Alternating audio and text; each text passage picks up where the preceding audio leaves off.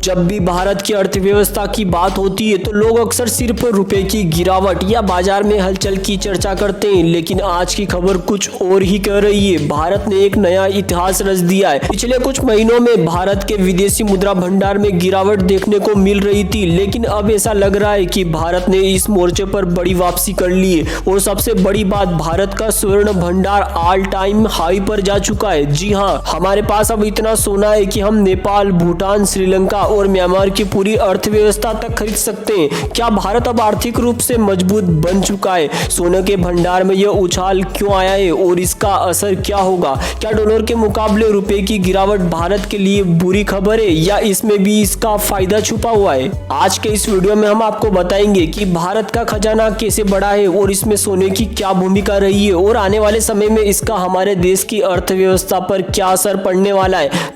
तो वीडियो को अंत तक जरूर देखिएगा। आज भारत के लिए गर्व करने का दिन है क्योंकि हमारे देश ने इतिहास के सारे रिकॉर्ड तोड़ दिए हैं। भारत का कुल स्वर्ण भंडार अब 71 अरब डॉलर हो चुका है। भारत का कुल विदेशी मुद्रा भंडार 631 अरब डॉलर तक पहुंच चुका है। यह आंकड़ा अब तक का सबसे बड़ा रिकॉर्ड है। सोचिए, इतने सोने से हम नेपाल, भूटान, श्रीलंका, म्यांमार जैसे देशों की पूरी अर्थव्यवस्था तक खरीद सकते हैं। इतना ही नहीं, दुनिया में 100 से ज्यादा देशों की पूरी जीडीपी भारत के सोने से भी कम है। लेकिन सवाल उठता है कि क्या भारत इस आर्थिक ताकत को बनाए रख पाएगा या इसके पीछे और कोई कॉन्सेप्ट छिपा है? पिछले कुछ सालों में भारत सरकार ने सोने के भंडार को बढ़ाने पर जोर दिया है और इसका नतीजा आप और हम देख सकते हैं।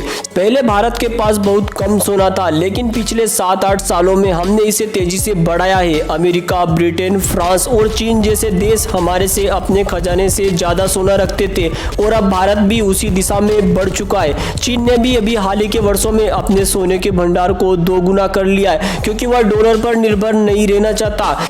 लेकिन क्या भारत को भी अमेरिका और चीन से सबक लेना चाहिए? क्या भारत को भी डॉलर पर निर्भरता कम करके अपने स्वर्ण भंडार को और बढ़ाना चाहिए? कमेंट करके अपनी कीमती राय जरूर बताइएगा। लेकिन दोस्तों, एक और तो ये भारत के लिए अच्छी खबर है, लेकिन एक चुनौती भी आती है भारत के सामने। भारत का रुपया लगातार गिर रहा है। अमेरिका और चीन की नीतियां भारत को आर्थिक रूप से कमजोर करने की हमेशा से ही रही है और अभी भी कोशिश करती रहेगी। ट्रंप की वापसी से भारत को नए टैरिफ और पॉलिसी का चैलेंज का सामना करना पड़ सकता है। तो अब सवाल ये है कि क्या भारत इस चुनौती को पार कर पाएगा और क्या भारत की ये आर्थिक ताकत आने वाले सालों में और बढ़ेगी या अमेरिका, चीन और इसे रोकने की साजिश करेंगे? अब बहुत से लोग सोशल मीडिया पर चर्चा कर रहे हैं कि भारतीय रुपया डॉलर के कंपैरिजन में नीचे गिर रहा है, लेकिन क्या ये सच में चिंता का विषय है? अब सच्चाई तो ये है कि सिर्फ भारतीय रुपया ही नहीं बल्कि चीन, ब्रिटेन, जापान, रूस की करेंसी भी डॉलर के मुकाबले लगातार गिरती जा रही है। अब ऐसा एक्चुअली में हो क्यों रहा है? क्योंकि ट्रंप की कई नीतियों की वजह से डॉलर मजबूत होता जा रहा है। उनके आते ही सत्ता में भारतीय रुपया 90 से 92 तक भी जा सकता है, लेकिन एक्सपोर्ट्स को इससे ज्यादा फायदा होगा। इससे भारतीय कंपनियां अमेरिका के टैरिफ का मुकाबला कर पाएगी। तो इसका मतलब कि अगर रुपया गिरने से सिर्फ नुकसान नहीं बल्कि इसका फायदा भी हो सकता है। आप इस पर क्या सोचते हैं? कमेंट करके अपनी कीमती राय जरूर बताइएगा। मिलते हैं किसी नए वीडियो में, तब तक के लिए जय हिंद, जय भारत। वीडियो को लाइक और चैनल को सब्सक्राइब जरूर करें।